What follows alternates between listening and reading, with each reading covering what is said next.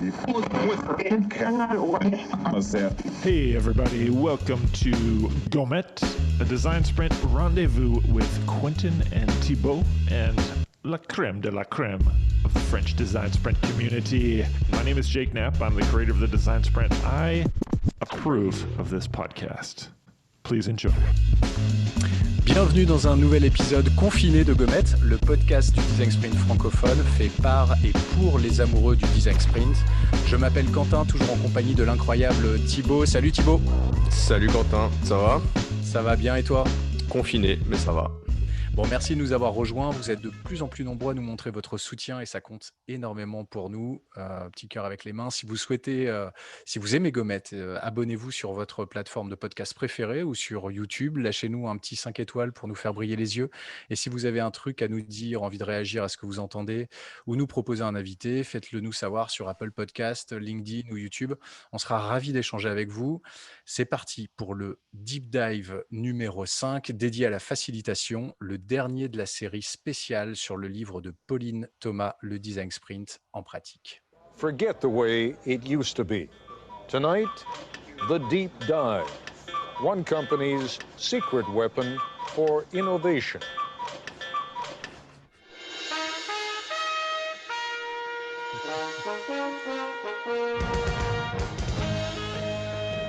Bonjour Pauline, comment ça va ?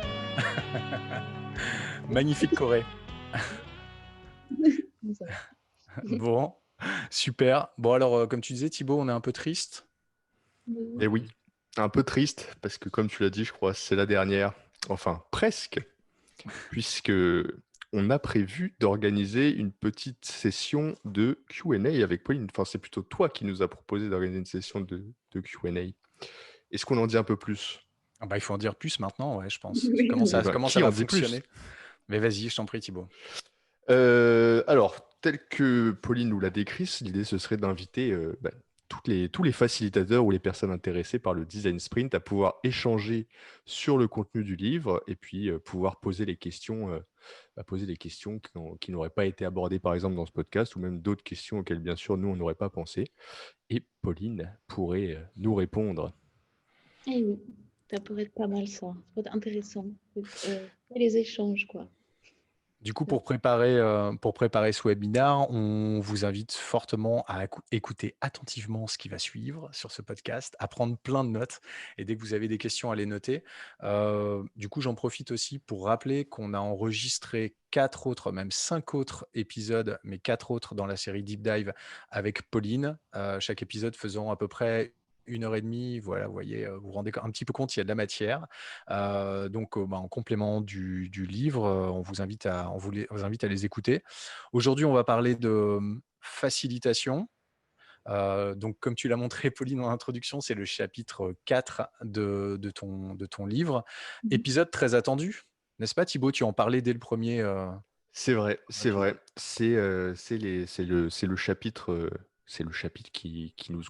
qui m'intéressait presque le plus, on va dire, au sens où c'était, comme tu l'as dit toi, Quentin, un sujet qui n'avait pas forcément été abordé, celui qui peut surprendre quand on a lu le livre de Jake Knapp, puisqu'il nous laisse un peu dans la nature seul et on découvre au fur et à mesure. Donc avoir un guide comme Pauline dans son sprint, c'est bien pratique et ce chapitre 4 est salvateur. D'autant plus que la facilitation, c'est pas un petit sujet, surtout dans le cadre de ton framework, Pauline, parce que pour petit rappel quand même, pour remettre en contexte, dans le framework de Pauline, on ne s'interdit rien et on ne s'interdit surtout pas de faire des design sprints avec plus de 6 ou 7 personnes dans son sprint. Au contraire, hein, plus on est de fous, plus on rit. Donc, ça pose des questions effectivement de préparation, ça pose des questions de posture, d'être prêt un petit peu à parer à toutes les éventualités. Donc c'était un chapitre, je pense, qui s'imposait et qui est particulièrement éclairant, même pour des facilitateurs plutôt expérimentés ou plutôt seniors, parce que comme je te le disais, Pauline, juste avant, moi, quand je l'ai lu, j'ai vraiment eu la sensation que tu mettais des mots très concrètement là où il y avait un ressenti qui n'était pas forcément verbalisé ou formalisé, et que du coup, ça fait du bien et on s'y retrouve beaucoup. Et je pense que pour des gens qui n'ont pas facilité encore de ce type d'exercice, eh bien, je pense que ça leur donne vraiment des conseils très précis, activables concrètement, quoi. Donc, c'est vraiment top. On est parti? OK. Alors ce que je vais vous proposer, c'est de commencer avec le premier extrait. Je vais le lire tout bêtement pour lancer cette, discussion avec toi, Pauline, Mhm. de lire un premier extrait qui est ni plus ni moins le deuxième paragraphe de l'introduction du chapitre 4, où tu expliques, tu poses le cadre. Tu nous dis: «Le sprint est donc un cadre, un terrain de jeu avec une unité de lieu et une contrainte de temps. Il faudra en sortir avec des enseignements pour la suite. C'est une cellule d'expérimentation où le groupe est mis en tension pour faire émerger des solutions à des problématiques claires qui se révéleront critiques pour continuer la partie.»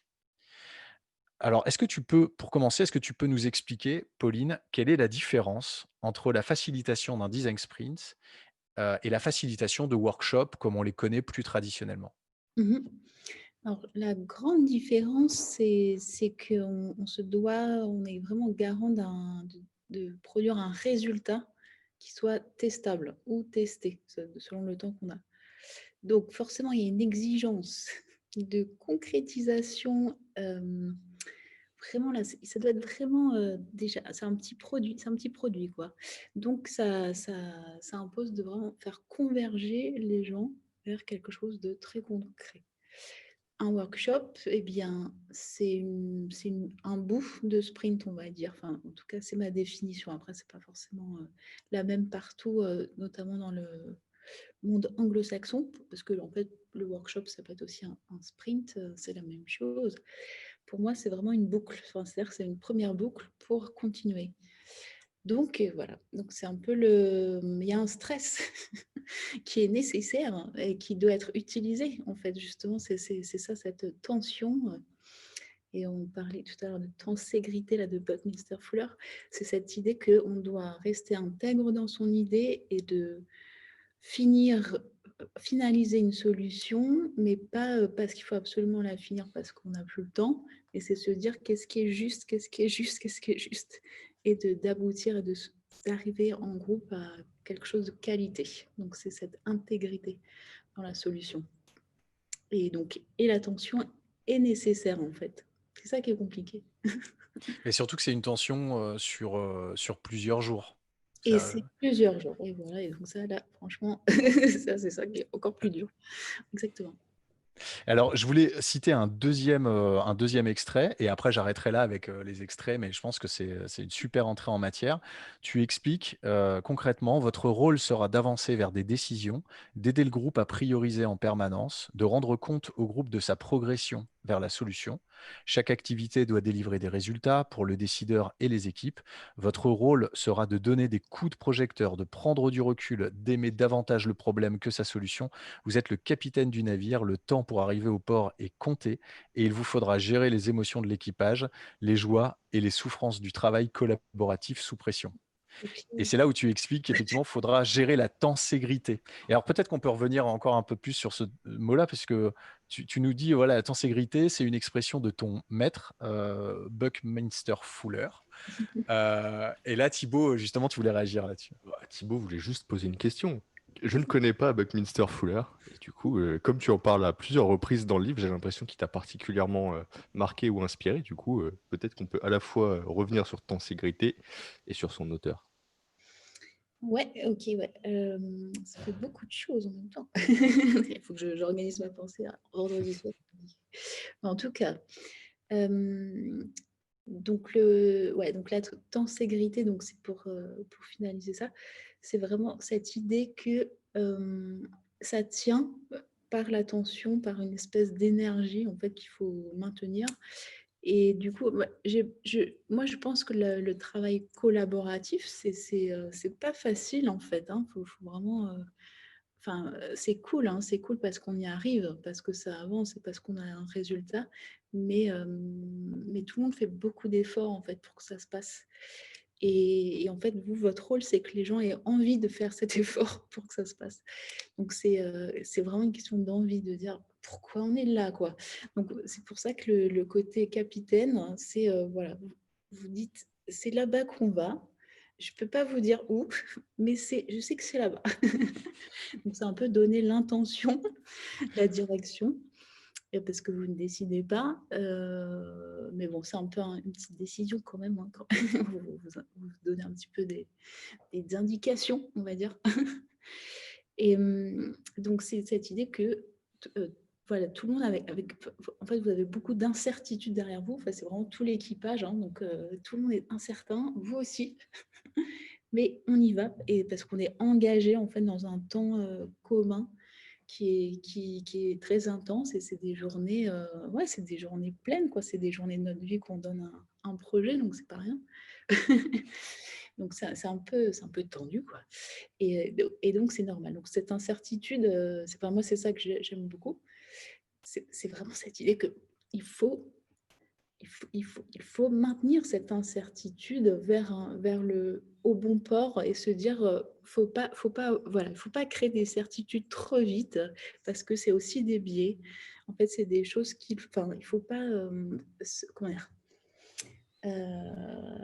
choisir quelque chose de trop facile, des solutions faciles qui nous font oublier le problème. Hein. C'est ça que je veux dire par là. C'est que l'incertitude, c'est chouette, quoi. C'est chouette, il faut embrasser l'incertitude. Mais quand tu dis tomber amoureux du problème, enfin, tu le redis dans ton livre indirectement, c'est quelque chose qu'on entend souvent. Ça fait un peu enfoncer des portes ouvertes, et finalement, c'est pas du tout enfoncer des portes ouvertes, parce que c'est une posture qui est hyper difficile à avoir, de ne pas tomber amoureux Ouais. des solutions, pardon. Tomber amoureux des problèmes, c'est une posture qui est moins confortable que de tomber amoureux des solutions.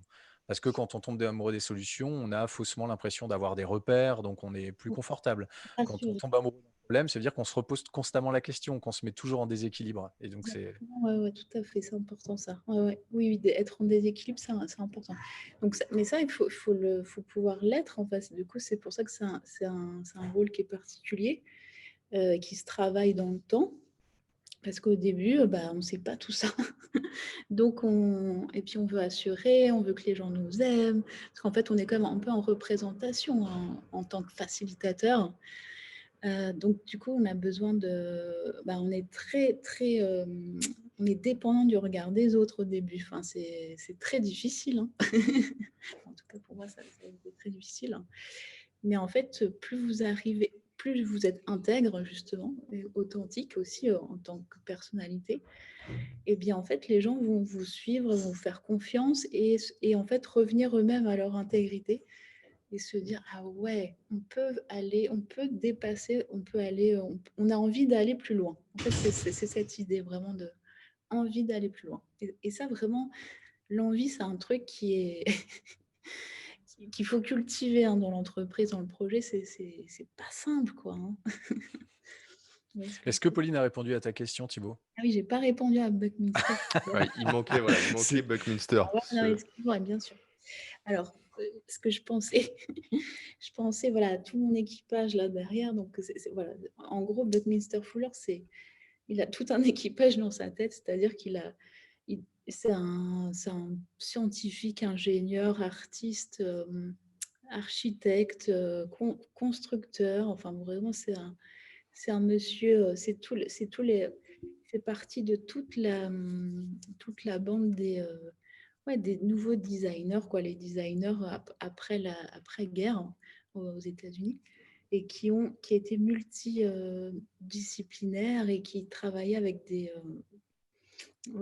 gens très différents, des expertises très différentes, et qui lui-même avait aussi toutes ces expertises. Donc, en fait, il travaillait avec autant des artistes, des ingénieurs. Et en fait, ce que j'aimais avec lui, c'est qu'en fait, il a toujours travaillé en équipe, il a toujours créé bon, c'était un peu un gourou quand même, parce qu'il était un petit peu intelligent, faut le dire. Puis c'est quelqu'un aussi moi j'ai découvert son travail au MoMA, où en fait, je ne sais plus exactement ce que c'est, mais il avait créé une représentation du temps que je trouvais waouh. Et vraiment, parce que j'adore les représentations de concepts abstraits. Et donc moi, c'est des intelligences qui me parlent beaucoup. Et voilà, donc j'ai apprécié voir sa manière de faire. Et donc, comment on transmet en fait des dimensions différentes. Voilà, c'est ça que j'aime beaucoup chez ce monsieur. Et donc, il a travaillé dans des grandes écoles d'art aux États-Unis, où en fait, c'est vraiment, il faisait expérimenter. En fait, c'était vraiment l'art comme expérience, quoi. C'est vraiment le learn by doing on parle beaucoup de ça aujourd'hui, c'est vraiment cette période-là. En fait, il y avait beaucoup des intellectuels, artistes, designers. Enfin, c'était quelqu'un qui faisait. Voilà, moi, j'aime bien les gens qui font et qui pensent, quoi. Voilà. Ça paraît cohérent avec tout ton travail et ça donne envie de le découvrir. Ouais, Et du coup, alors pour revenir sur la facilitation, tu nous parlais tout à l'heure, et je pense que c'est intéressant d'en parler aussi en début d'épisode, de ton propre parcours dans la facilitation. C'est pas ouais. quelque chose qui t'est apparu, t'en parles dans le livre, mais c'est pas quelque chose qui au départ t'est apparu naturel ou spontané de te diriger vers la facilitation. Et pour autant, aujourd'hui, c'est quelque chose que tu aimes beaucoup faire, tu es hyper à l'aise dedans, tu formes des gens. Tu peux peut-être nous en parler, ça peut peut-être aussi décomplexer certaines personnes qui nous écoutent, qui peuvent penser que c'est pas forcément fait pour elles. Oui, c'est aussi un peu le message de cette partie-là. C'est que oui, du coup, moi, je n'étais pas du tout. Enfin, je ne savais pas d'ailleurs. Enfin, si, je savais que c'était un métier, mais que c'était plutôt une partie, une compétence, on va dire, du designer. Et bon, je pense que c'est quand même le cas. C'est difficile d'être juste facilitateur, mais voilà. Il faut savoir un peu de quoi on parle quand même. Et donc, oui, moi, en fait, comme j'ai donné déjà pas mal de formations depuis, je sais pas, ça faisait déjà 10 ans peut-être, donc j'avais l'habitude de parler. Et puis après, voilà, quand j'ai été formée chez Google, j'ai eu le diplôme de Sprint Master. Donc Sprint Master, effectivement, c'est faciliter un groupe, mais je pensais pas du tout en arriver là. Donc voilà, du coup, j'ai pris le rôle et puis en fait, j'ai tout de suite transposé mes formations en sprint. Enfin, tout de suite, sur des vrais sujets. Donc, je suis devenue facilitatrice comme ça, de fait. Et en fait, finalement, le côté pédagogique que j'ai développé autant bien que mal, parce que c'est pas forcément ma qualité première. Enfin, pour moi, c'est vraiment, je dois beaucoup bosser pour rendre les choses claires. Du coup, finalement, ça m'a permis de devenir facilitatrice. Mais après, voilà, pour moi, j'avais enfin, et toujours, hein, d'ailleurs, c'est vraiment mes défauts, pour moi, bien sûr. La petite voix ou le fait que j'ai une toute petite voix où je suis hyper timide, j'ose pas m'imposer dans les discussions, donc j'avais beaucoup de mal à couper les gens quand il faut couper les gens. Où je suis un peu stress sur le temps parce que moi, en fait, je marche vraiment enfin, comme dans les sprints, hein, je marche pareil, hein, je chronomètre tout. Enfin, peut-être pas quand même, mais disons que.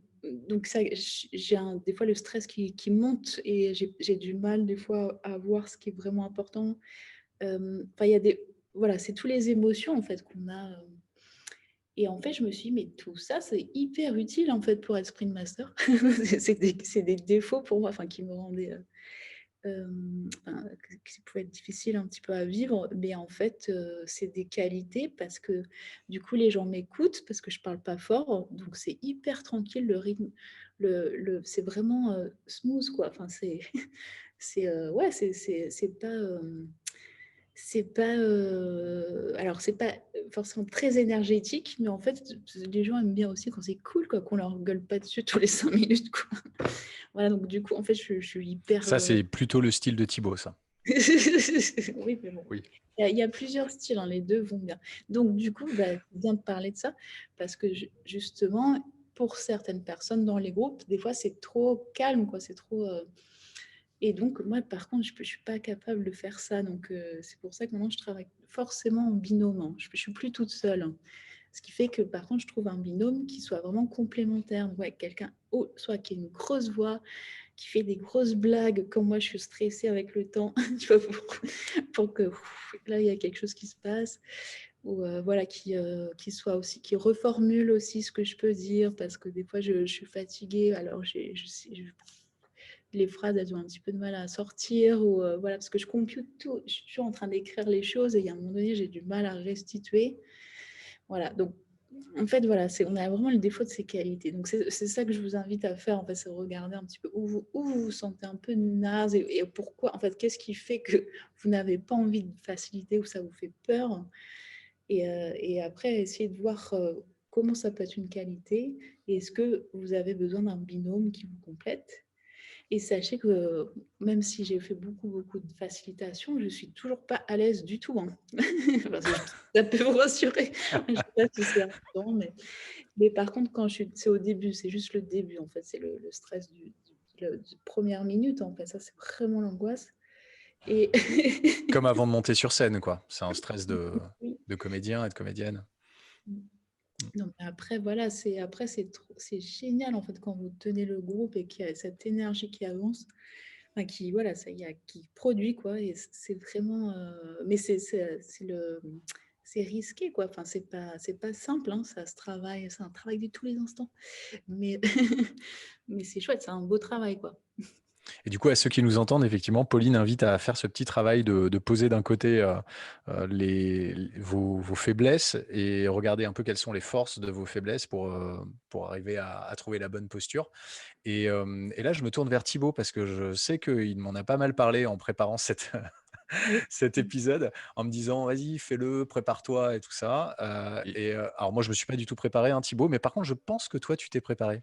Bah, moi, en fait, je me suis pas préparé tout simplement parce que Pauline avait déjà écrit mon profil dans le livre. C'est-à-dire que je m'identifie à beaucoup de tes faiblesses, en fait. Ah, bah, tu vois. Par contre, c'est vrai qu'après, dans ma qualité, je dirais pas que je note tout. Donc, c'est pour ça que le sprint, j'ai trouvé ça confortable aussi. C'est que finalement, tu fais noter tout le monde à ta place. Donc, si tu vois, t'as pas besoin d'avoir la qualité qui va avec la faiblesse parce que l'équipe du sprint peut aussi combler tes faiblesses et je trouve ça sympa. Non, mais moi, vraiment, je me suis pas mal reconnu dans toutes tes faiblesses. C'est peut-être pour ça que j'ai particulièrement aimé les binômes avec Quentin sur les sprints. Et ben voilà, binôme, c'est top. Alors après, j'ai pensé aussi à une chose. Quand tu as dit ça, c'est vrai que les gens peuvent se dire, mais alors du coup, il me faut absolument un binôme pour faire mon sprint, parce que finalement, ça peut être considéré comme un luxe aussi d'avoir deux facilitateurs. Et c'est là d'avoir quelqu'un dans l'équipe, souvent, alors nous, c'est l'UX designer, d'avoir quelqu'un un peu en relais ou qui peut aussi bah voilà, combler cette compétence-là. C'est pas forcément un autre facilitateur. Pour moi, ça peut être aussi des gens qu'on invite dans le sprint en tant qu'expert, peut-être, des fois. Donc, il y a d'autres façons de venir combler un peu ces faiblesses pour moi. Oui, bien Je sûr. te déçois, Quentin, tu croyais que j'allais te dire mes petits secrets, mes faiblesses? Ah, tu m'énerves parce que tu te défiles. Voilà, c'est Voilà, je vais rajouter ça, mes faiblesses. bon, Lâche. bravo. Quoi? Ouais. Ouais, non, c'est voilà, réponse parfaite qui m'énerve. Mais non, mais non, mais c'est intéressant, c'est bien, bravo. Non, ce que je vous propose, c'est de reprendre un peu les choses au début. C'est-à-dire là, on a parlé de la posture, mais dans tous les cas, je veux dire, quel que soit son style, parce que finalement, ce qu'on est en train de se dire là, c'est que il n'y a pas un style de facilitation. Il y a autant de styles de facilitation qu'il peut y avoir de personnalités.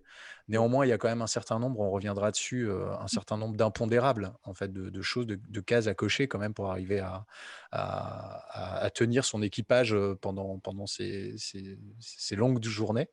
Mais la première chose quand même dont tu parles, c'est le fait de poser un cadre. La première chose, c'est celui-là, c'est de poser un cadre et tu dis, plus ce sera préparé et mieux ça se passera. Et ça, bon, je pense que c'est, enfin, moi, quand j'ai lu ça, je me suis dit, effectivement, s'il y a un conseil très fort à donner, c'est de ne pas sous-estimer la préparation. Qu'il faut même peut-être il faut même la surestimer, c'est-à-dire qu'il n'y a pas de surpréparation sur un sprint. Enfin, moi, je me suis jamais senti surpréparé. À aucun moment donné, je me suis dit j'étais trop préparé sur ce sprint en fait. Par contre, quand tu sens que tu as fait une petite impasse parce que tu as, je sais pas, t'as pas eu le temps ou tu n'as pas voulu trouver le temps ou tu as un excès de zèle ou un excès de confiance sur un sujet, bah, quelquefois, tu peux sentir effectivement des petits risques où tu peux regretter de ne pas avoir traité le sujet à sa juste valeur, quoi. Ouais, je pense que enfin, c'est complètement aligné avec toi. C'est-à-dire que quand on a fait un petit nombre de sprints, il y a un moment où on se dit, bon, bah, je vais peut-être alléger mon support, je vais me concentrer sur le groupe, etc. J'ai eu tendance à alléger trop, par confiance, en fait. Et à chaque fois, je me suis fait rattraper. Ça, tu te relâches et en fait, tu te rends compte que tu peux vite te faire piéger, oublier des petites informations qui sont importantes. La dernière fois, on parlait de cette phrase que tu disais, Pauline, aux participants de se concentrer sur l'essentiel, tu vois, dans les écrans, de ne pas faire les logins ou des trucs comme ça. Et c'est des petites phrases qui font la différence à la fin. Donc vraiment, chaque détail compte. C'est vrai, ouais, carrément, on oublie toujours un truc, mais bon, après, c'est comme ça, hein, enfin, c'est normal. Enfin, on n'est pas des machines. Mais par contre, c'est vrai que le support, déjà, préparer son support, être super clair mettre bien toutes les consignes, ça aide beaucoup, hein. Mais sinon, bon, déjà, le truc là, enfin, le truc vraiment important du départ, hein, c'est le cadre, on le disait au début de la session, c'est que poser le cadre, c'est se dire, bah voilà, salut, bonjour, on va travailler ensemble, ça va être génial. Bon, alors, ok, vous n'êtes pas encore convaincu, mais bah, là, du coup, c'est le moment difficile. Il faut les convaincre de passer autant de temps avec nous. Donc, il faut y aller là, hein, sur toutes vos qualités. Il faut faire de l'humour, sourire, être trop cool.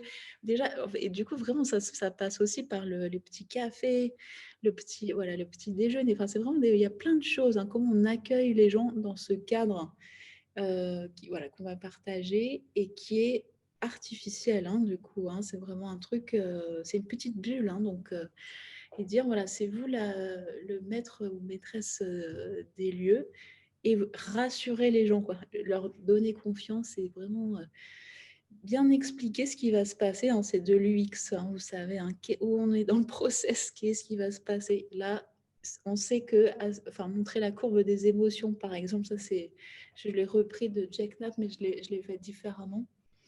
Mais ça, je trouve que c'est merci Jake, parce que c'est vraiment une super idée de montrer qu'il y a des moments difficiles, hein, parce qu'en fait, à chaque fois qu'il y a un sprint, enfin, qu'on en fait, enfin, avant de faire cette courbe, on nous disait toujours, là, c'était vraiment dur et tout. Mais en fait, il faut le dire, quoi, quand on voit des patterns, il faut dire aux gens, c'est normal.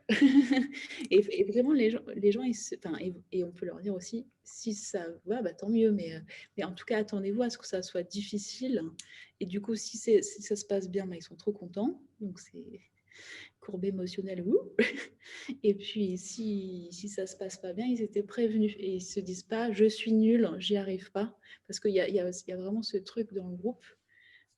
Comme c'est compliqué, c'est aussi surtout compliqué pour soi en fait. Enfin, quand vous êtes participant, je ne sais pas si vous êtes, quand vous mettez de l'autre côté, c'est waouh, putain, comment je fais là? C'est compliqué. Est-ce que c'est de ma faute?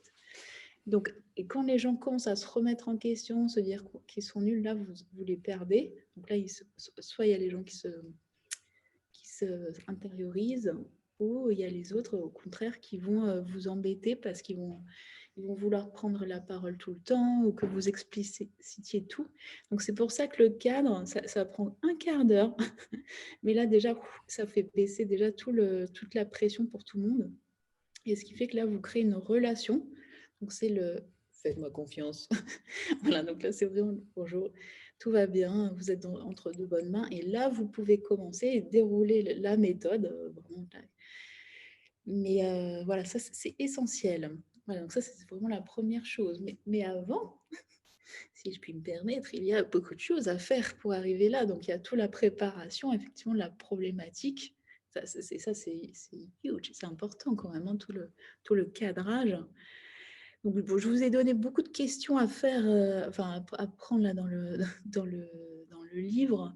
Je fais toujours évoluer ce cadrage. Donc, il y a un moment donné, je vais vous partager un canevas pour cadrer un sprint, quoi. Enfin, vraiment, qu'est-ce qu'il faut absolument avoir comme réponse pour pouvoir aussi inviter les bonnes personnes, donc que les gens aient été invités et convaincus. Donc, qu'est-ce que vous leur mettez sur les messages, sur les mails?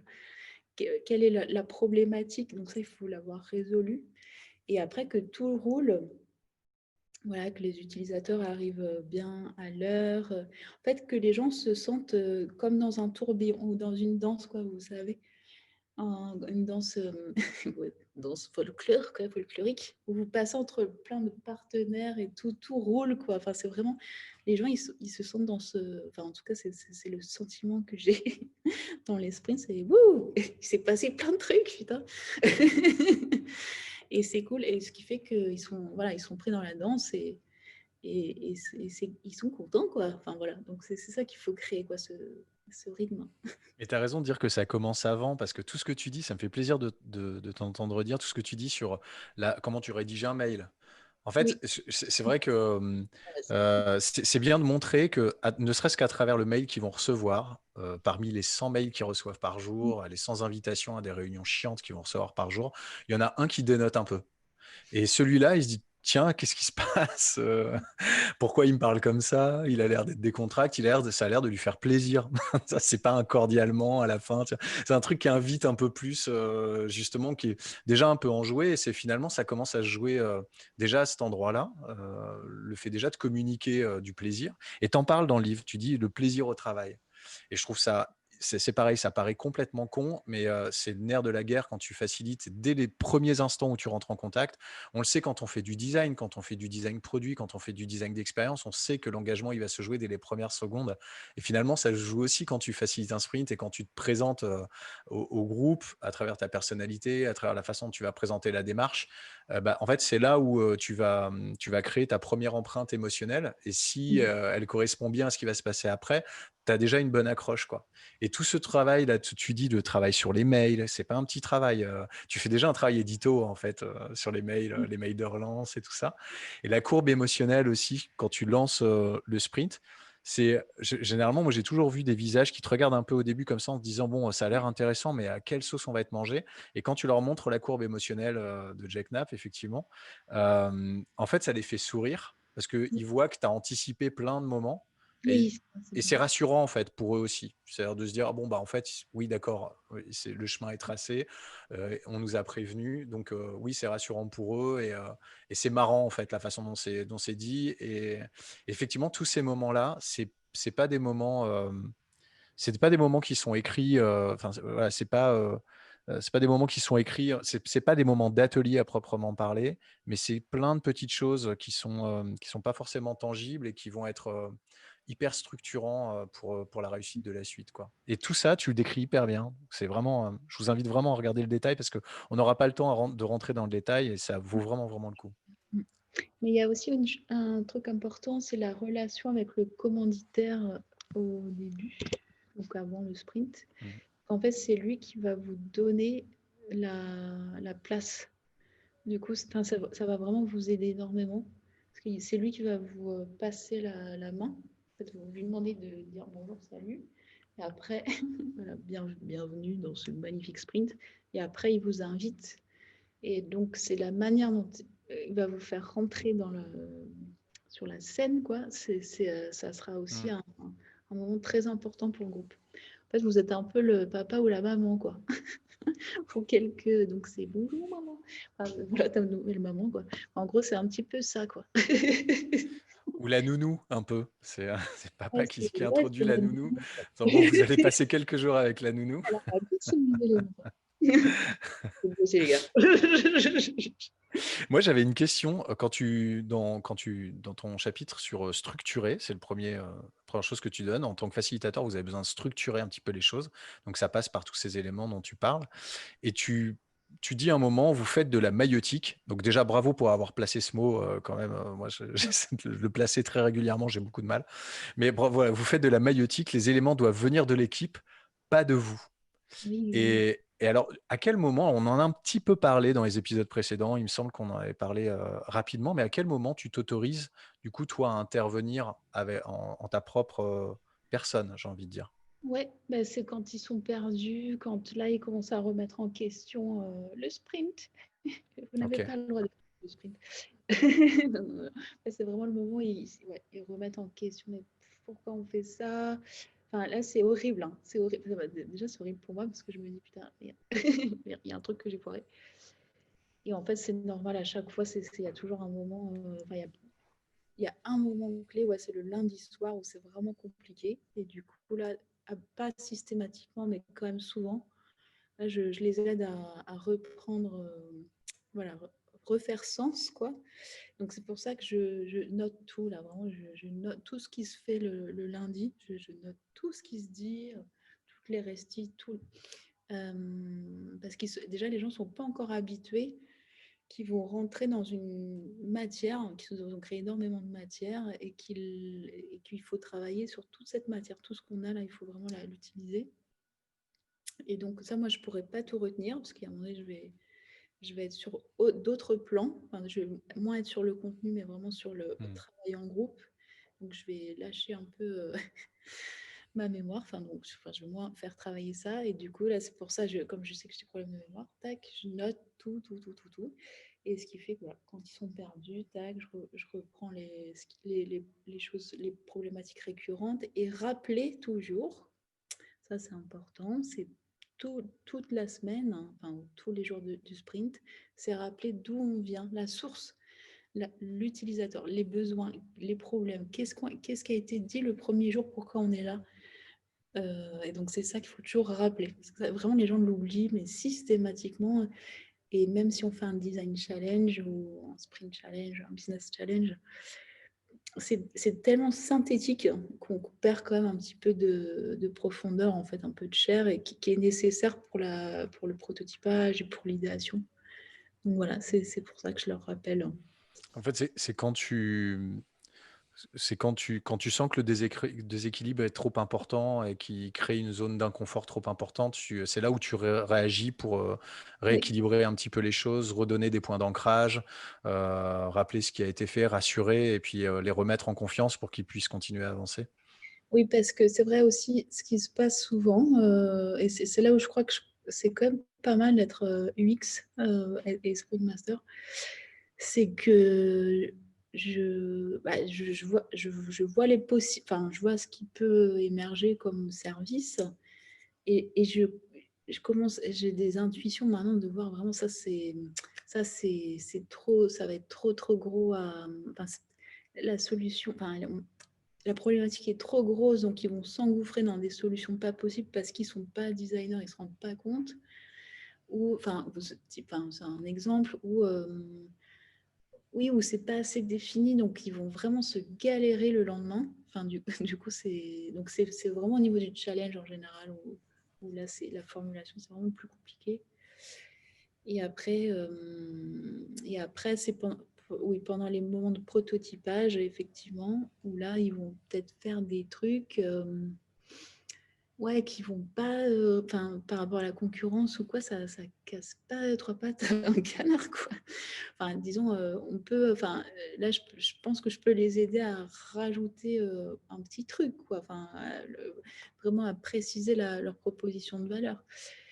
Donc, c'est là où je leur apporte des possibilités, mais ils ne les prennent pas forcément, hein, mais c'est pas grave. Je donne. Je vous parle des petites idées comme ça. C'est pas cher.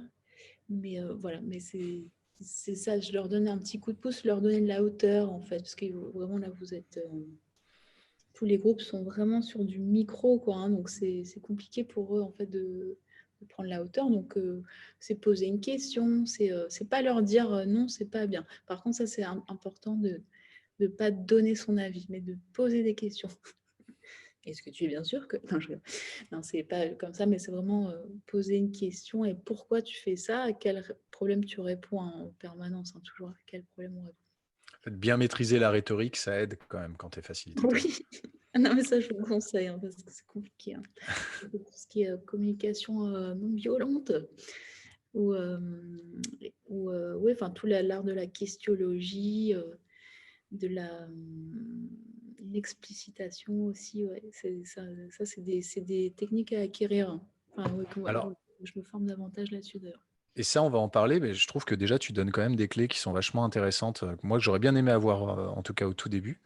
Alors, sur la phase, quand tu parles de guider, tu parles de plusieurs choses, tu parles d'intelligence émotionnelle. Donc, c'est quelque chose qu'on entend souvent, qui rejoint un peu ce que tu dis là, de pratiquer l'écoute active. Donc, souvent, ça va ensemble. C'est-à-dire, avant de donner des orientations, c'est déjà d'arriver à bien comprendre ce qui se passe, quel est le fond, la forme, l'émotion, le pourquoi du pourquoi du pourquoi, d'arriver à bien comprendre les relations interpersonnelles entre les membres aussi, et puis tout un tas de choses qu'on ne perçoit pas, qui sont des relations qui sont endémiques au cadre de travail, au contexte du travail, qu'on ne perçoit pas quand on n'est pas forcément de l'intérieur.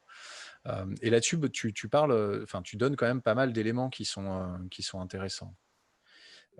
Tu dis aussi le facilitateur incarne la confiance dans la méthode. Oui, Alors, comment est-ce qu'il peut l'incarner concrètement? Quels sont les... ouais, ça c'est vrai que c'est une bonne question. Alors ouais, ça frérot, c'est vrai que comment on incarne la confiance dans la méthode, c'est là, je crois que c'est vraiment un effort l'effort de conviction. Là, c'est vrai que je pense que enfin, déjà, ce qui vous aide, enfin, moi, ce qui m'a beaucoup aidé au début, c'est vraiment le time timer. Parce que c'est votre petit objet. C'est comme un outil, je sais pas, la toque pour le cuisinier, ou je sais pas, c'est un truc qui vous représente, quoi. Enfin, c'est con, hein, mais au début, ça aide, hein. Toujours avec son time timer. Et d'ailleurs, je voulais me faire un collier, genre rapport américain. C'est-à-dire que le temps, en fait, on va vous rester. En tout cas, moi, c'est ce qui s'est passé pour moi, c'est qu'on m'a respecté à partir du moment où on a vu que le temps et la contrainte étaient essentiels et que du coup, en fait, il n'y avait que moi dans le groupe qui pouvait le donner. Personne d'autre pouvait le donner. C'est forcément un élément extérieur. Et après, voilà, ok, donc on vous respecte. Mais disons qu'après la confiance dans la méthode, moi, je ne sais pas, parce que je pense que c'est bien au tout début, c'est compliqué. Alors moi, j'avais cet argument massu, c'est que j'étais formée chez Google, alors forcément, c'est facile, hein. Mais après, quand on commence tout juste, bah franchement, bah, démerdez-vous. Non, je rigole. Non, mais c'est vrai qu'après, c'est vraiment l'effort de conviction et de montrer que, enfin, en gros, à part toujours les mêmes choses, mais il faut pouvoir les incarner. C'est montrer en fait tous les sprints qui ont été faits dans telle grande entreprise, et que voilà, il y a eu énormément de sprints qui ont été faits par votre entreprise aussi.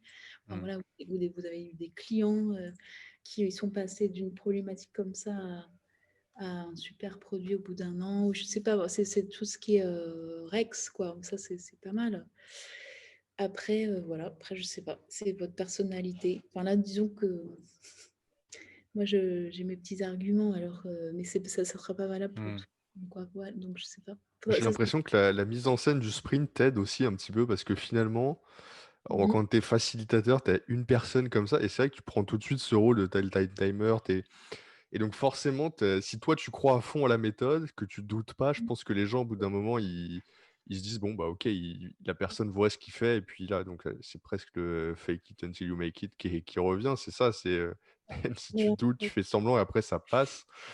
Mais moi je sais qu'une fois ça m'est arrivé et c'est soulageant, c'est quand il y a une personne, le rythme des activités fait qu'à un moment elle dit mais à la fin j'en avais marre d'essayer de comprendre ce qu'il fallait faire et pourquoi on le faisait. J'ai dit ok c'est bon, je suis ce qu'on fait. Et à partir du moment où j'ai lâché prise comme ça, c'est devenu fluide. C'est Et, ça, ouais. et malheureusement, tous les gens qui participent à un sprint n'ont pas toujours cette approche de dire ok, je me laisse aller et puis on va voir ce que ça donne. Ils sont challenge, ça change. Et bon, on croise les doigts dans ces cas-là. Mais c'est vrai, oui, c'est ce que je voulais compléter, mais merci Thibaut, c'est ça, ce time timer, il t'aide à. C'est voilà, c'est le chemin, quoi. Enfin, le rythme est hyper important parce que ça permet d'éviter le brouillage, quoi. Enfin, cette incertitude, se poser trop de questions, en gros. En gros, c'est ça. Et c'est aussi le problème. En France, c'est un vrai souci, du coup, parce que les gens aiment bien. Pourquoi? Pourquoi? Mais alors c'est marrant parce que j'y réfléchissais pas mal depuis que tu l'as dit, le fait qu'on aime bien verbaliser, avoir que les choses soient bien carrées avant d'avancer sur l'étape d'après.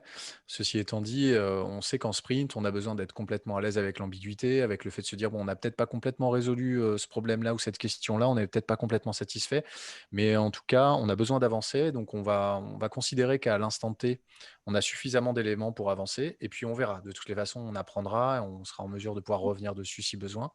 Moi, je pense qu'il y a effectivement chez le facilitateur un truc qui est central et qui se travaille avec le temps, avec l'animation de workshop, pas forcément que des design sprints, mais bon, le design sprint, c'est un exercice plus long. Donc, si tu te casses la gueule sur un workshop de 3 heures, au bout de 3 heures, c'est fini. Si tu te casses la gueule le jour 1 d'un design sprint, quand tu arrives sur le 3e ou 4e jour, ça peut commencer à devenir compliqué.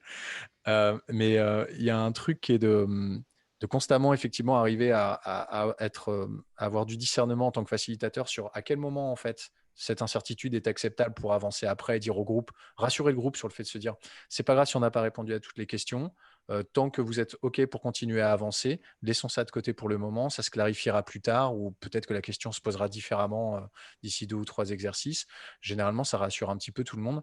Et puis, il y a un truc aussi quand même alors, c'est pas moi qui l'ai inventé, mais c'est un truc que j'avais repris, je sais plus d'où, mais c'est quand même de pouvoir expliquer à chaque étape, de bien prendre le temps de poser qu'est-ce qu'on va faire, pourquoi on va le faire et Voilà, comment on va le faire. c'est ça. Et de donner, pas juste dire on va faire des oh my tweets, ok, mais Ah, si je sais pas pourquoi on va le faire, je vais pas y arriver. Mais de donner suffisamment de perspective pour qu'il soit confortable avec le pourquoi est-ce qu'on va faire ça. Et je sais que moi, ça a mis du temps avant que ce soit très clair pour moi de donner les choses dans cet ordre-là. Je donnais les consignes de façon un peu comme ça me venait, et je regardais dans les regards s'il y avait des lumières qui s'allumaient ou pas. Si ça s'allumait pas, alors je répétais jusqu'à temps que ça s'allume. Mais en fait, le fait d'avoir cette structuration, ça m'a quand même vachement aidé pour arriver à pour je arriver à je me moque pas de toi, mais j'imagine le truc. Je fais, vas-y. tu vois l'idée. Non, mais c'est juste un petit retour d'expérience que je voulais partager sur le fait de pouvoir Ouais, oui, incarner la confiance. Je sais pas, mais en tout cas pouvoir la générer, quoi. voilà, effectivement, mais c'est vrai que c'est un bon point. C'est vrai que ça, c'est le fait d'expliquer pourquoi. Donc ça, c'est donc dans le livre, là, je vous mets vraiment tout le. Donc c'est quoi, ça a quelle gueule, quoi. Mhm.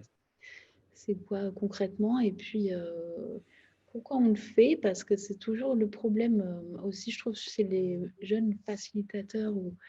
C'est quoi, et du coup, on en pâtit, nous, après, parce que, tu vois, j'ai eu plusieurs retours de gens qui disaient ouais, là on m'a fait faire un energizer, ouais bah super, c'était complètement débile, ou tu vois c'est pas du tout adapté à la culture de l'entreprise, ou ouais on te fait faire des home ec, mais ouais mais pourquoi, enfin en fait c'est comme c'est dur, vraiment il faut vraiment expliquer pourquoi on fait, ça fait passer ça sert à ça, et votre souffrance paiera un jour. En fait en gros c'est ça. Donc le quoi, pourquoi, et puis le comment, évidemment, très très clairement. Donc moi, en fait, le comment, je le mets vraiment en consigne à l'écran, quoi, vraiment, parce que Mhm. comme ça, les gens se réfèrent toujours à ça.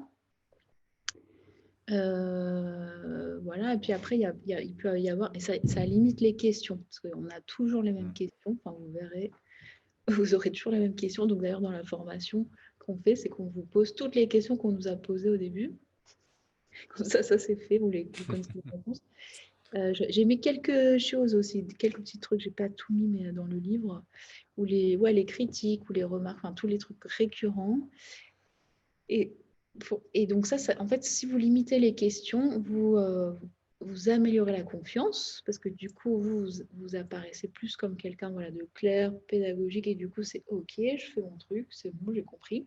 Alors que si vous créez du doute, voilà, ça crée un Mhm. bruit, et surtout, ça prend du temps répondre aux questions, et ça peut faire réémerger d'autres trucs pas nécessaires. Donc, c'est pour ça que la clarté est aussi un outil, hein, c'est un outil du sprint qui permet de gagner du temps. Et là-dessus, j'ai un retour pareil sur plutôt les personnes qui commencent à faciliter, parce que quand on dit ça, on a l'impression qu'il faut avec un truc super carré, super clair. Et souvent, ce que je vois, c'est que du coup, quand on s'est dit ça et quand on commence à faciliter et qu'il y a une personne qui pose un groupe, alors là, le monde s'écroule. Ah, j'ai pas bien expliqué les consignes, ils ont pas compris, j'ai foiré, c'est fini et on va pas y arriver. Et du coup, peut-être aussi rassurer les gens en disant, c'est pas grave si les gens ont une question, on peut répondre, on peut réexpliquer. Des fois, la consigne est juste claire et la personne n'était pas concentrée. Enfin, il y a aussi ça, je trouve que des fois, on se met beaucoup de pression en facilitation sur, voilà, justement être très très clair, etc. Et après, ça peut être stressant aussi, alors que juste répondre aux petites questions, ça peut. Oui, c'est un bon point d'ailleurs. Ça, c'est un truc que j'ai appris en formation, en donnant des formations.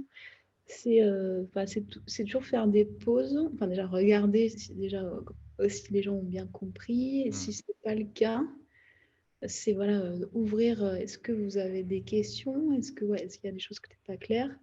Et vraiment faire des pauses où vous Mhm. donnez la parole, quoi, pas être Mhm. juste en descendant. Donc ça, c'est Mhm. important. Et après, où vous pouvez vous relâcher un peu, mais attention quand même, pas trop. C'est que les questions peuvent vous aider aussi à préciser des choses que vous auriez oubliées. Et souvent, c'est faux, hein, c'est toujours des super questions, quoi. Et donc, vous, en tant que facilitateur qui voulait apprendre, et ben, dites-vous, en fait, moi, à chaque fois, je fais merci, merci. C'est une super question. Non, parce qu'en fait, j'ai zappé de le dire, quoi. Et donc, je le dis, ah ouais, carrément. Enfin, je ne le dis pas comme ça, mais il faut assumer aussi de pas, soit vous le dites haut et fort, hein, que vous assumez avoir oublié, mais sinon vous pouvez dire, ah oui, c'est une très bonne question, et donc prendre le temps de répondre tranquille, et effectivement, ça vous décharge un petit peu. Enfin, les questions sont bonnes, quoi. Faut pas prendre ça comme des critiques. Effectivement, ouais, t'as raison. C'est assez rare, en fait, que les gens veuillent vous coincer, quoi. Mais au début, vous avez une espèce de parano. Enfin, voilà. Oui, s'il y a un manque de confiance en soi, effectivement, les choses peuvent être parfois un peu mal interprétées, hein. Il suffit de respirer un petit peu et puis les gens sont plutôt bienveillants. Si le casting est bien fait au départ, a priori, les gens sont plutôt Oui, bienveillants. vraiment rare, hein. C'est très Mm. rare qu'il y ait des problèmes, quand même. Mm, mm. Après, tu parles donc de facilité à proprement parler, qui est quand même, effectivement, quand on parle de facilité, c'est important.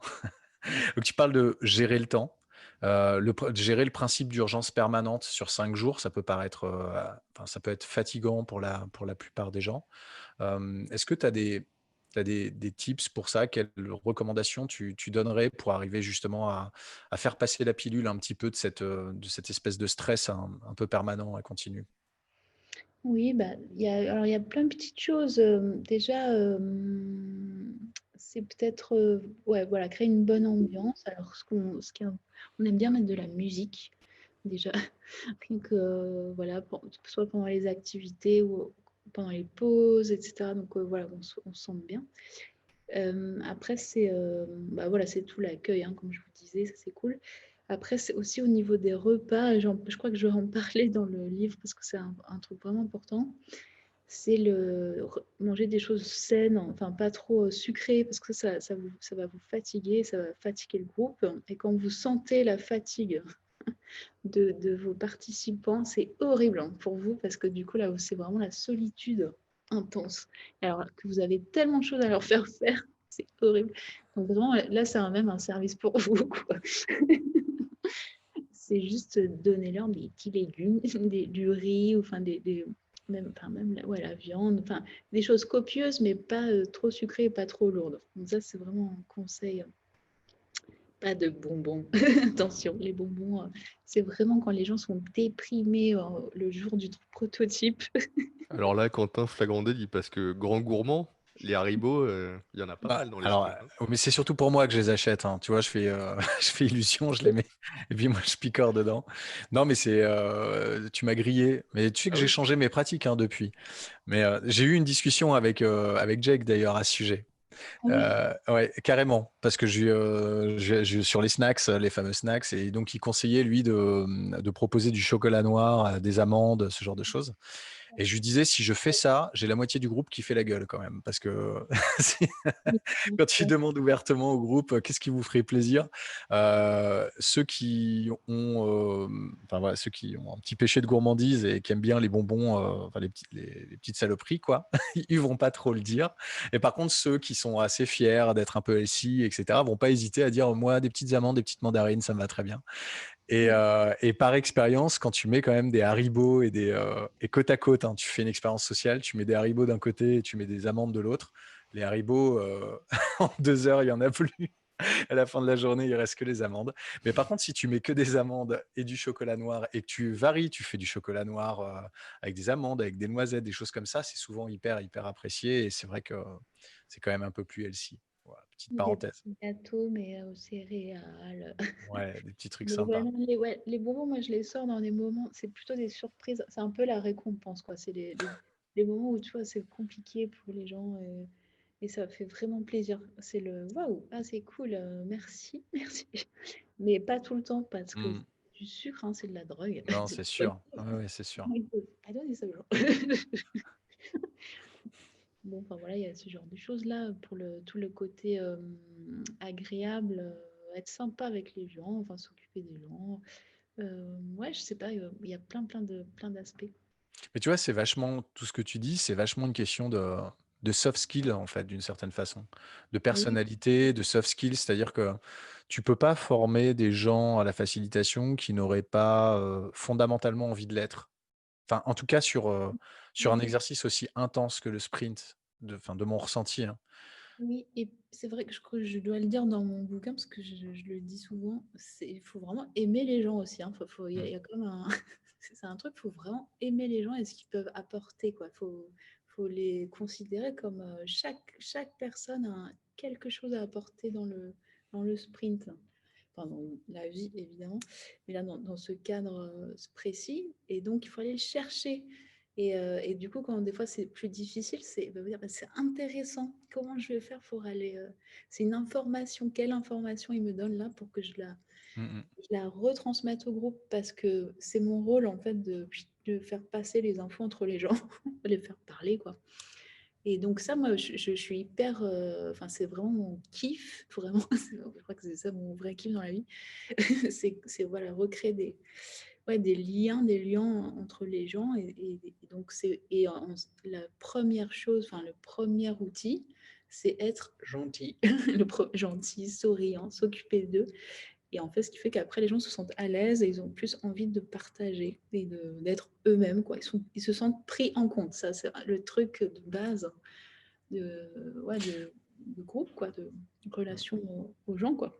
Mais c'est ça relie ce que tu disais au départ, c'est-à-dire que ce qui a un vrai plaisir en tant que facilitateur, c'est quand tu vois que tu arrives à générer des discussions et des échanges qui permettent au groupe de progresser ensemble Ouais. et qu'en fait ton rôle, il va être là vraiment, c'est même pas une question de médiateur parce que c'est pas ça le sujet, mais ça va vraiment être d'arriver à, tu parlais de communication non violente, c'est vrai il y a des mécaniques, il y a des principes en communication non violente qui sont de dire, bon alors d'abord tu essaies de comprendre le contexte, c'est toujours un peu la même chose, hein. Tu fais parler les gens pour qu'ils s'expliquent sur le contexte, sur leur ressenti, tu fais verbaliser ce ressenti, voilà. Et en fait, en tant que facilitateur, c'est vrai que c'est hyper plaisant de voir un groupe qui progresse, d'arriver à les aider à dénouer. Et quand tu dis, voilà, faut pas leur parler aux participants, mais il faut parler avec eux, tu le dis comme ça. J'ai vraiment ressenti ça, en fait. Je me suis dit, ah oui, mais c'est vrai que ça, c'est hyper important pour continuer à avoir de l'engagement, qu'ils aient pas la sensation qu'on leur coupe la parole ou qu'on leur enlève, en fait, un espace de parole, mais que on va vraiment les aider à arriver à verbaliser des choses, que ça vienne vraiment d'eux et qu'ils arrivent à continuer à progresser et en même temps d'avoir ce rôle de se dire, bon, alors en fait, l'information que tu as partagée là, c'est une information qui est intéressante, mais elle n'est pas nécessaire là dans le cadre de la problématique qu'on adresse. Donc, est-ce que tu es d'accord pour qu'on la mette de côté? Est-ce que tu es d'accord déjà avec l'analyse qu'on en fait, que ce n'est pas une information qui va nous aider à aller plus loin? Du coup, on la met plutôt de côté. Et tous ces trucs-là dont tu parles dans ton livre de façon hyper claire, c'est des trucs vraiment, vraiment importants, effectivement, en facilitation. C'est des choses, on peut te le dire, mais tant que tu l'as pas vécu, je pense que c'est difficile vraiment à comprendre fondamentalement. Et puis après, en faisant de plus en plus, je pense que naturellement, la posture, elle se peaufine et tu deviens plus à l'aise avec ça, quoi. Et d'ailleurs, je trouve que la structure que tu proposes, Pauline, dans les sprints, avec plutôt d'avoir fait moins de votes, plus de matrices d'impact et de priorisation, Mm. et ben, je trouve que ça enlève justement un des problèmes qu'il y avait, je trouve, surtout dans la méthode de Edge and Smart, où tout est fait par le vote, tout est décidé, où je trouve que les participants peuvent avoir le sentiment des fois de finalement pas avoir tant que ça l'occasion de vraiment dire leur point de vue ou d'argumenter. Et ce que je me dis, c'est qu'avec ce que tu proposes là, ça amplifie plutôt les échanges, la discussion. Et ça aussi, la structure et la façon de proposer le sprint bah, permet de régler ce problème-là. Donc je trouve ça intéressant. Et notamment, effectivement, la matrice d'impact dont tu parlais. Alors, bon, moi, j'ai jamais fait de sprint tel que tu le proposes, mais ça m'est arrivé d'intégrer dans des sprints des matrices d'impact à différents moments. Et je trouve que c'est effectivement un super outil pour arriver à objectiver un peu la discussion entre différents éléments captés par différentes personnes, sans passer par le vote. Quand tu leur demandes de placer les éléments sur cette matrice d'impact, business, user, enfin, tu peux changer d'ailleurs les dimensions que tu veux comparer. C'est génial pour générer des discussions, mais qui soient vraiment structurées sur ces deux dimensions, quoi. Nos discussions, elles vont parler de l'impact business, impact user. Où est-ce qu'on place ça, etc. Et ça, c'est vrai que c'est canon. C'est vrai que c'est canon. Il faut objectiver, mais parler, ouais, oui.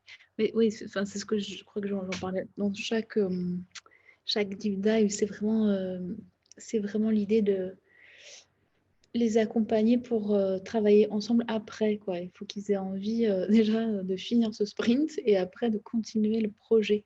Donc, il faut qu'ils commencent à discuter, quoi, en fait, effectivement, échanger, pas juste être utilisé. Parce que moi, j'ai l'impression des fois que ça utiliser les gens, quoi. Enfin, juste mettre des gommettes, bon, bah, super. Enfin, c'est chouette, hein, mais c'est pas suffisant, quoi.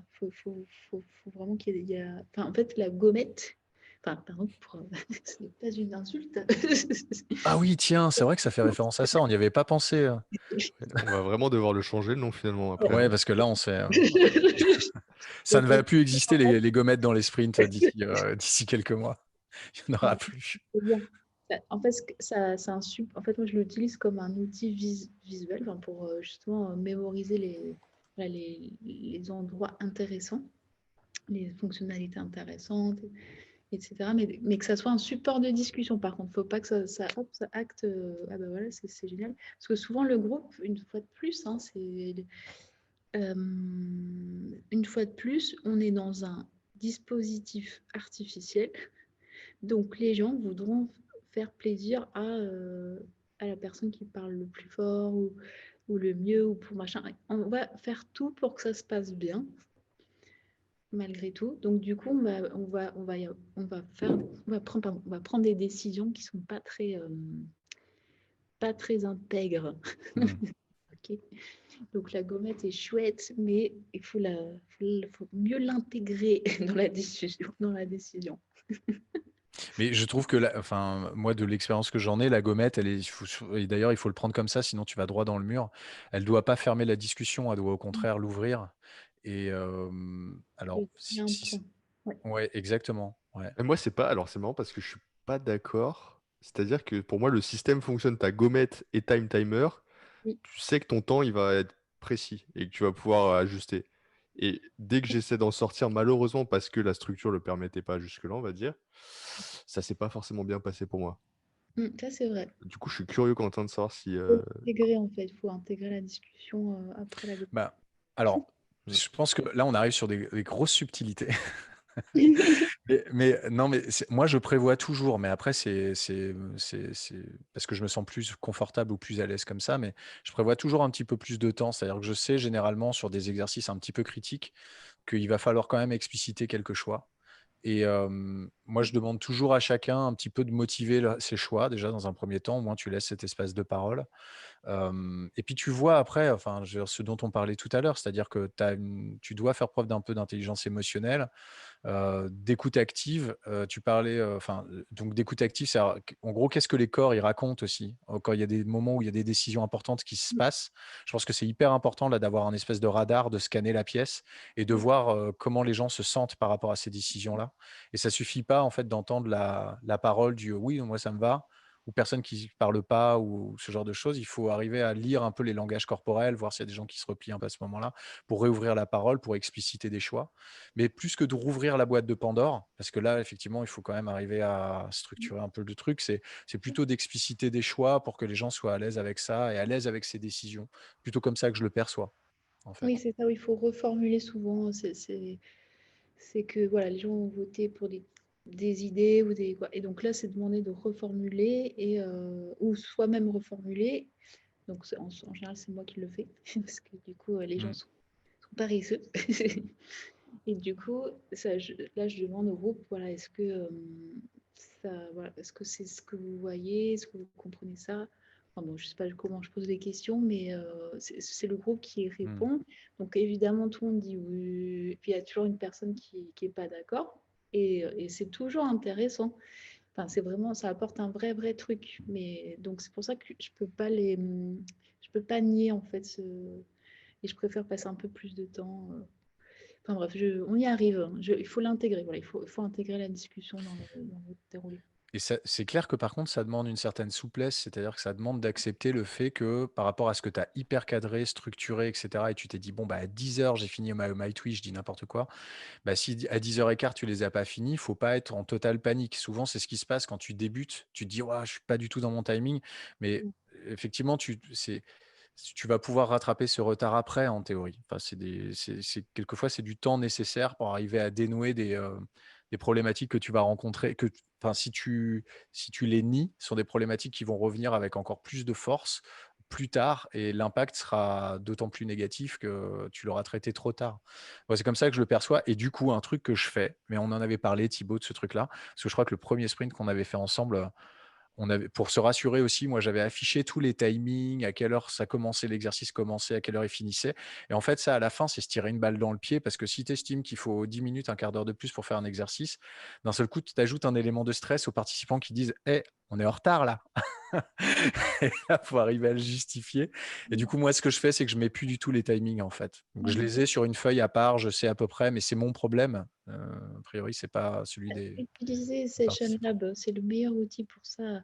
Je ne sais pas si vous connaissez Session Lab, je fais la promo parce que c'est vraiment, on utilise tous maintenant ça, parce que du coup, vous pouvez réajuster tout, tout votre déroulé, donc vous pouvez préparer le déroulé évidemment avant, le partager avec votre commanditaire, et puis en fait, vous pouvez rajouter voilà, qui parle, vous pouvez rajouter plein de facilitateurs, qui fait quoi, le matériel à avoir pour chaque activité, la durée, puis le buffer, enfin vraiment le buffer de temps à imaginer. Donc vous pouvez tout spécifier. Donc si ça prend un petit peu plus de temps, eh bien vous l'arrangez. Après, vous pouvez aussi dire, enfin, moi ça c'est mon mode de fonctionnement, je suis très transparente, je suis très transparente. Et du coup, je dis vraiment, bon, là on est en retard, mais on a appris ça, ça, ça, ça. Et comme de toute manière, tout le monde a appris ça, on est hyper content de l'apprendre. Enfin, je veux dire, c'est pas de trop, quoi. Et du coup, il y a toujours la personne qui va dire, mais ouais, mais du coup, qu'est-ce que ça implique? Qu'est-ce qu'on va faire en moins? Du coup, et je fais, et donc, bah, on va y aller, on va y arriver. Donc, parce qu'en fait, le timing, on peut toujours le rétrécir. Et des fois, les gommettes peuvent nous aider à accélérer voilà, les process où justement, il n'y a plus de discussion, mais c'est du vote. Et peut-être pour rassurer les gens, je suis curieux, je vais me confier, j'ai déjà eu une après-midi de retard dans un sprint. Et vous, alors vos plus gros retards, c'était combien de temps? Euh,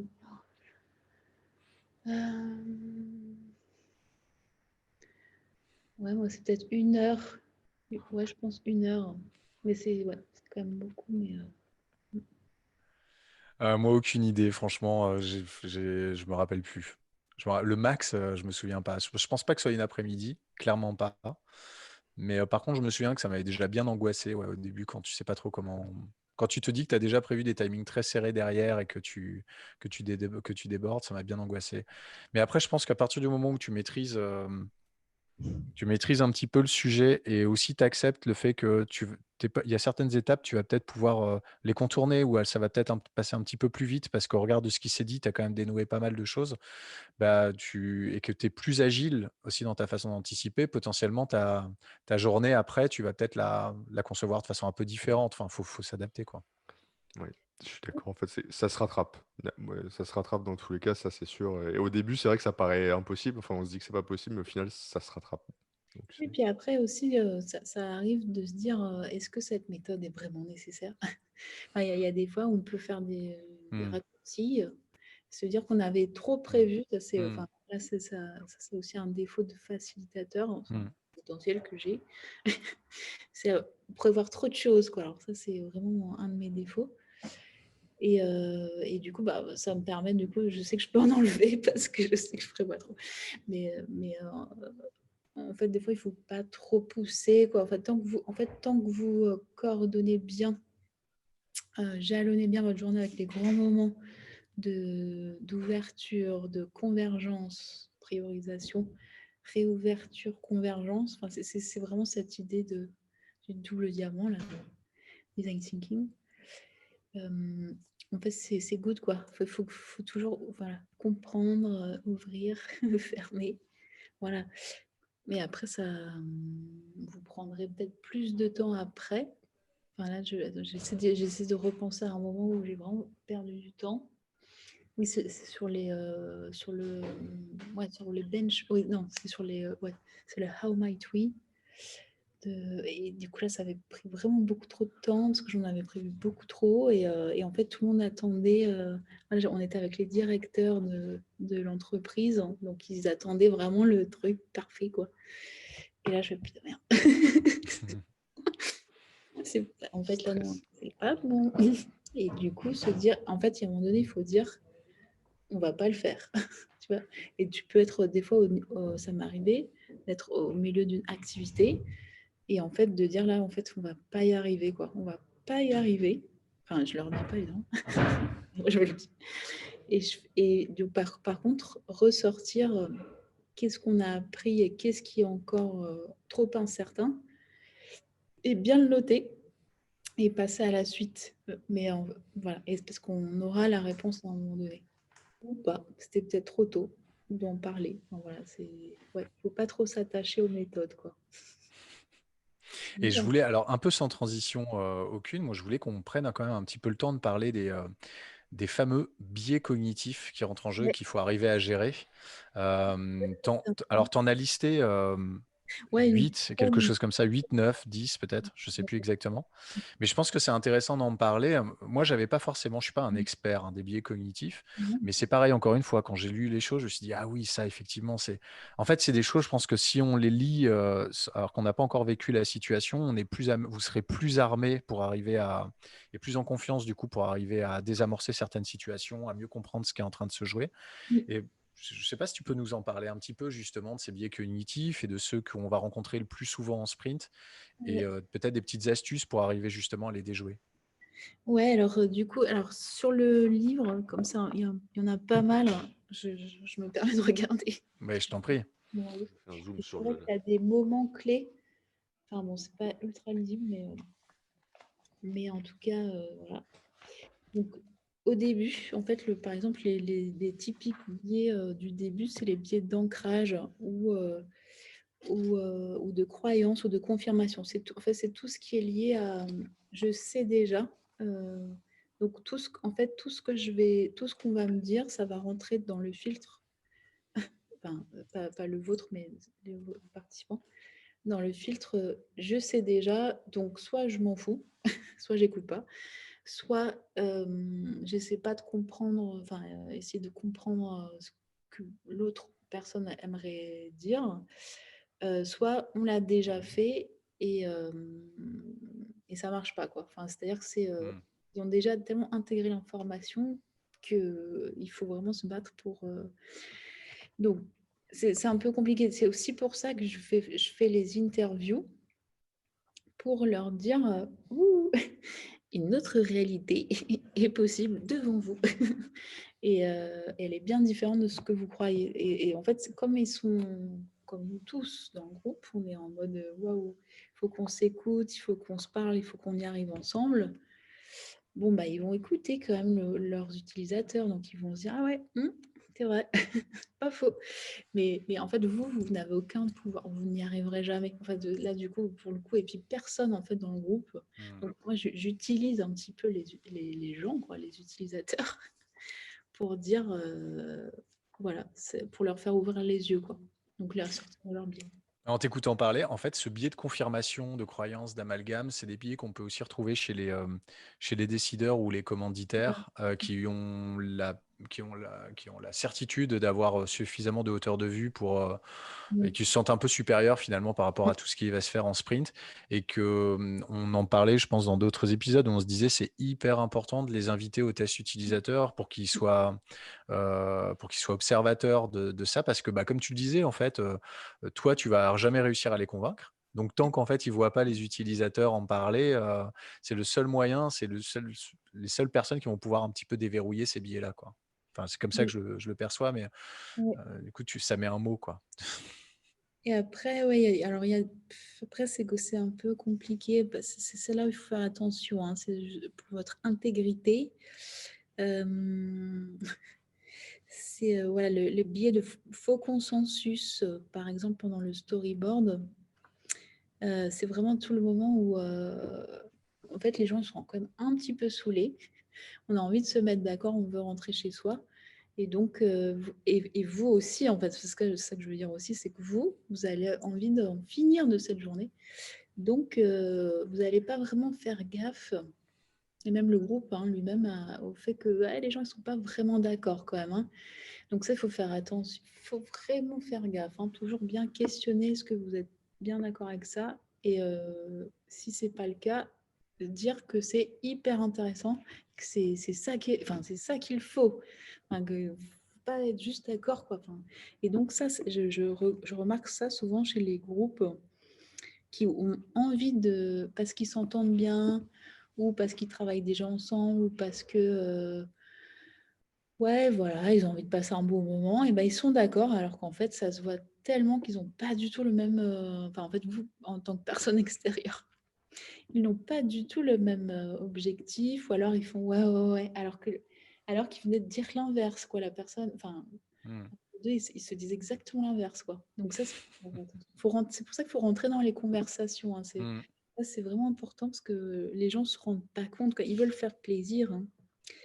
Mais ce que tu dis là, quand il faut rentrer dans les conversations, ça, pareil, ça fait écho à du vécu, c'est-à-dire que faut lutter contre sa propre fatigue.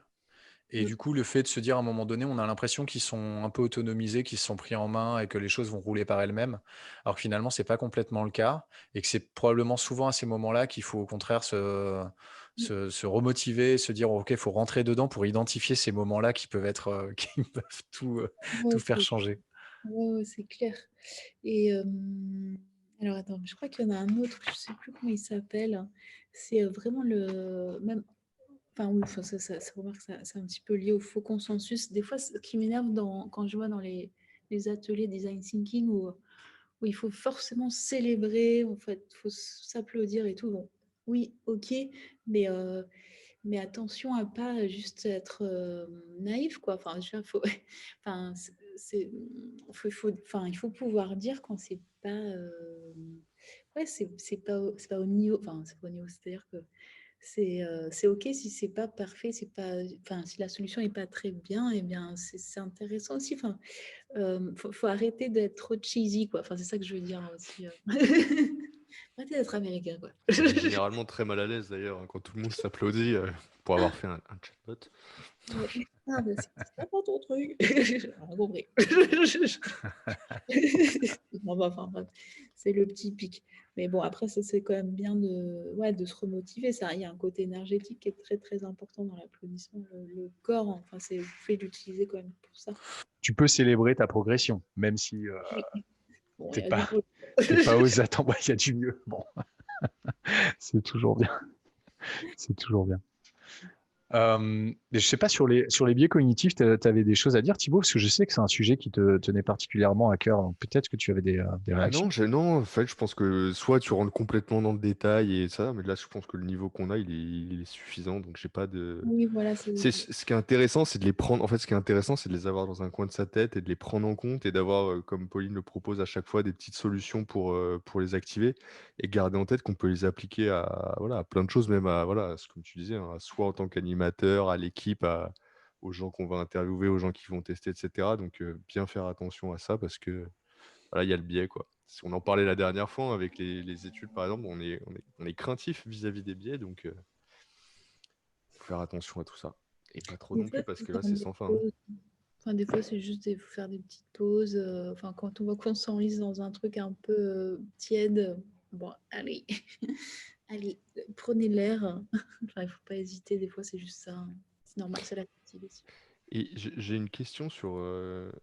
En fait, j'ai l'impression qu'il y a plein de choses où, dans la méthode que tu as et avec justement le fait d'aborder les biais, on pourrait se dire, Jack Knapp, finalement, lui, ce qu'il a fait, c'est il a mis un décideur, il a mis un time timer et il a mis des votes silencieux. Et du coup, tu t'épargnes quasiment tous ces biais, mais presque avec facilité, parce que bah voilà, c'est OK, maintenant on n'est pas d'accord, ou vous faites pas non, on demande au décideur et lui, il acte et il oriente l'équipe.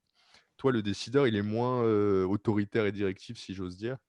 Du coup, alors ça, n'ayant pas testé encore cette façon de faire le sprint, la question que je me pose là, c'est comment...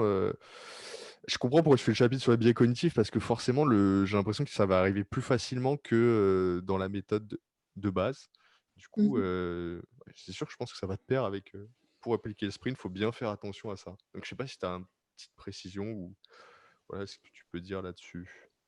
Bah, après, c'est l'aspect gestion des conflits, peut-être, Mm. enfin, en fait, tous ces biais aussi peuvent aussi ouais, faire comment dire, nourrir des petits conflits ou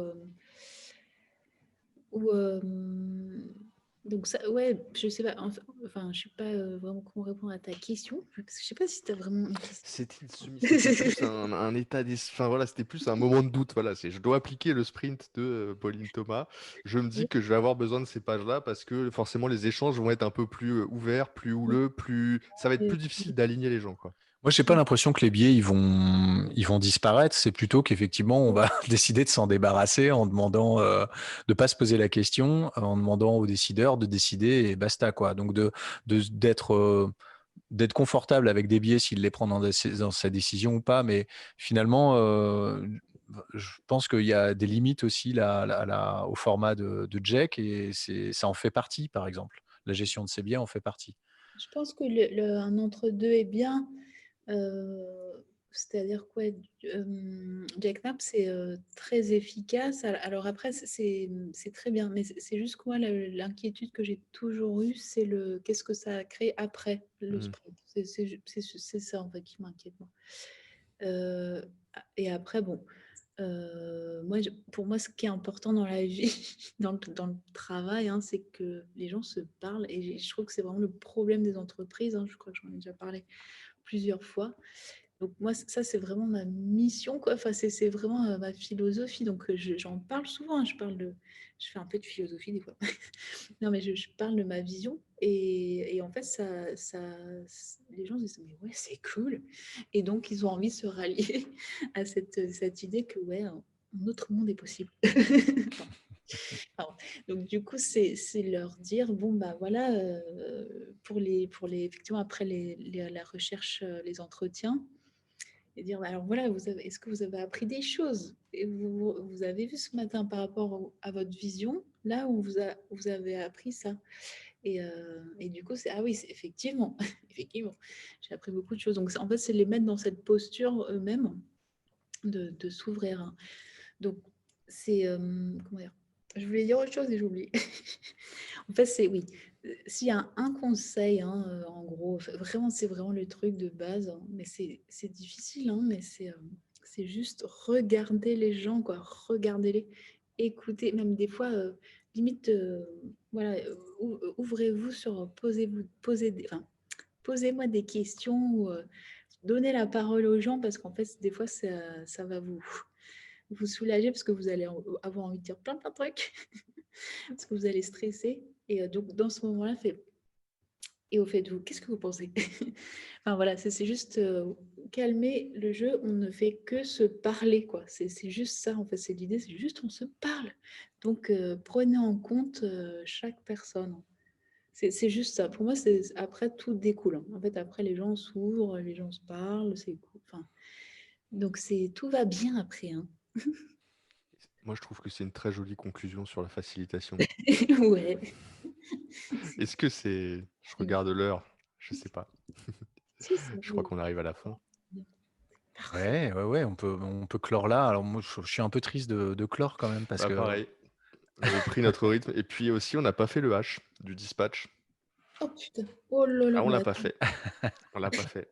Oh my goodness. Est-ce que c'est, comment on dit, un cliffhanger pour le webinaire?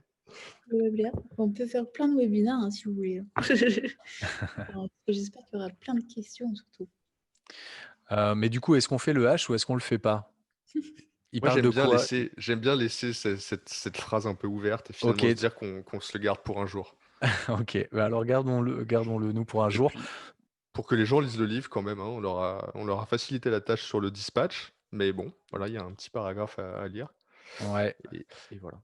Et ce que je voulais dire, moi, c'est on n'est pas rentré dans le détail quand même de la gestion des conflits. Alors, on va pas rentrer dans le détail. On en a parlé un petit peu, mais il y avait pas mal de petites subtilités, je pense qu'on aurait pu aborder.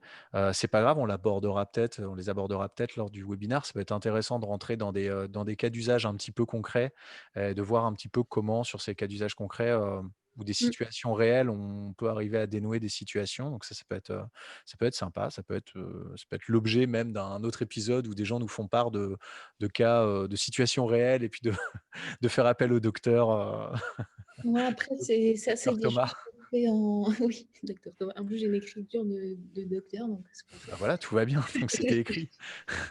Mais, ce que je voulais dire aussi, c'est que on a développé des formations justement pour mettre les gens en situation, parce que c'est vrai que là, on peut en parler, on peut lire, mais dans la vraie vie, c'est génial d'ailleurs de voir comment réagissent chacun par rapport à ce qu'ils viennent d'apprendre.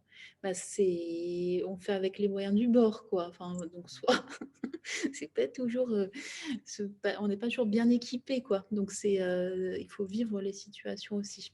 Mais bon, en tout cas, les échanges sont très intéressants, et de voir des gens faciliter. Moi, en fait, j'apprends énormément pendant mes formations. Je dois le dire. Non, je le dis à tous mes apprenants. Parce qu'en fait, je les vois agir avec toutes leurs petites techniques à eux. Et je fais, mais c'est génial, je vais piquer cette technique. Donc, en fait, ouais, se regarder entre nous, enfin, parler, c'est très, très, très formateur. Donc, avec plaisir. Et alors, pour finir, Pauline, quel serait ton conseil pour celui ou celle qui voudrait faire des sprints ou en tout cas un sprint pour la première fois en suivant ton framework? Si tu veux te donner un conseil, ce serait lequel, par exemple? Je te prends là à froid, hein, enfin à chaud plutôt. Ouais, bah, enfin, en fait, j'ai pensé que à ça. Enfin, ce livre, c'est la réponse à ta question. En gros, tu lis mon- Alors, le conseil, il fait donc 300 pages. 350. 350? Ah bon? Non, Ah, mais je me suis fait avoir sur la marchandise. Après, si le actionner, tu n'es pas obligé de le faire tout de suite, quoi. C'est court à lire, mais en tout cas, oui, franchement, j'ai essayé de le détailler le plus possible, hein, pour que vous ayez vraiment tout ce qu'il est possible de savoir pour organiser le sprint, et puis faciliter le déroulé.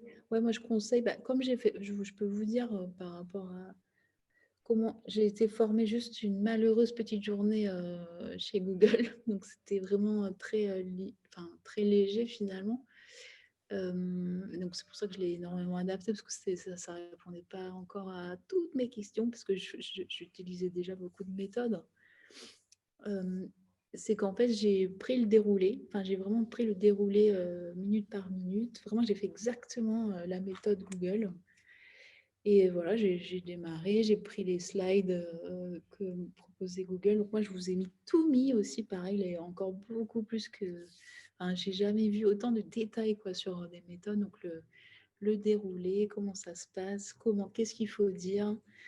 Franchement, limite, vous prenez le livre, quoi. Vous êtes là.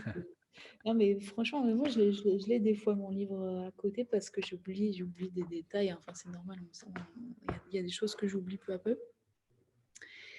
Mais en fait, c'est juste reproduire, hein, et après, avec l'expérience, en fait, voilà.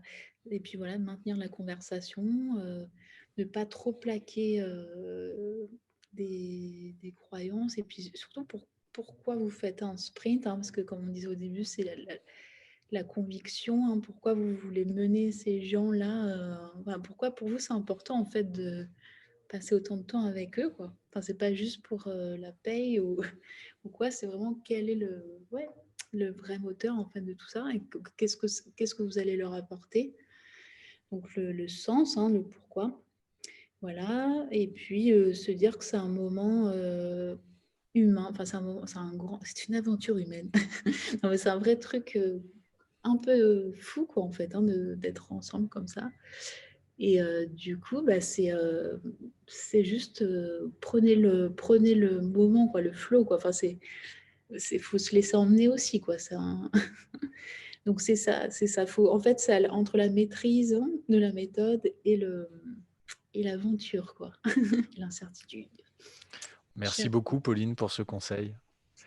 Qu'est-ce que tu as prévu après on a fini de lire le livre, et après, comment est-ce que tu poursuis l'expérience? Est-ce que tu as prévu de monter un petit chat Slack, par exemple, ou une page avec des sprint stories de Pauline Thomas-like, par exemple? Il faut les écrire. Dis-nous tout.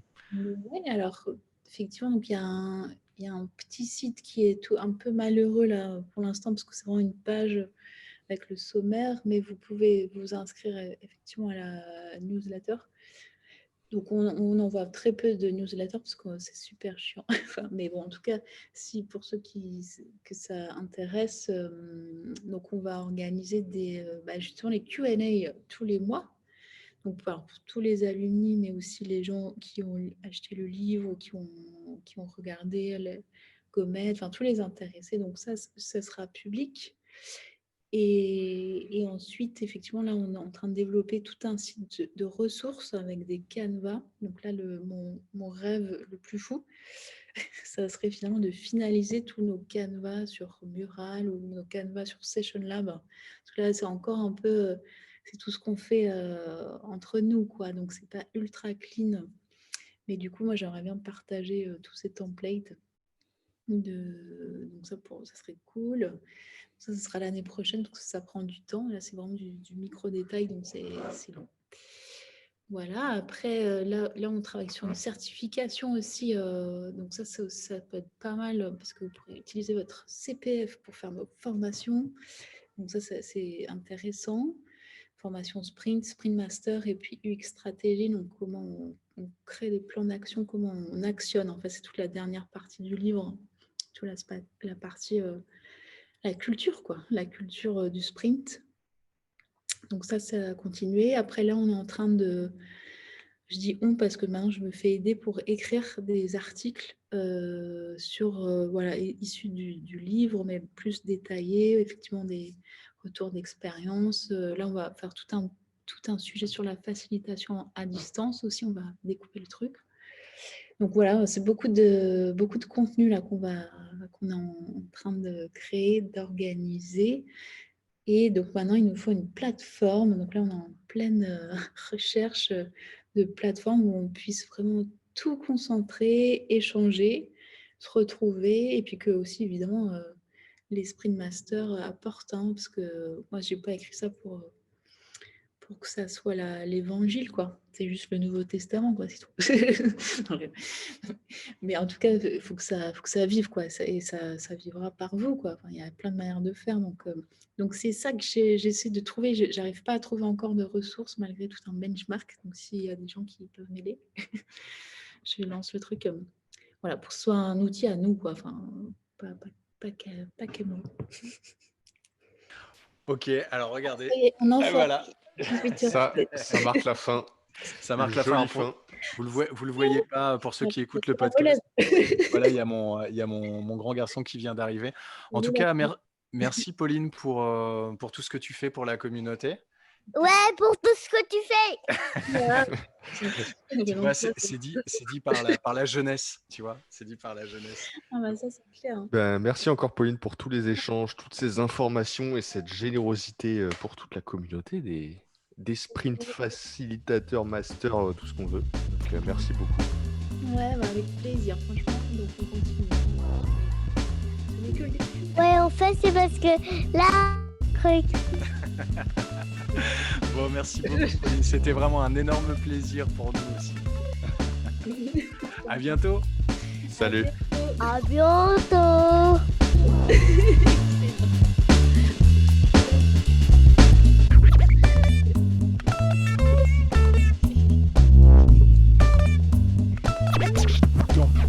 Gomet.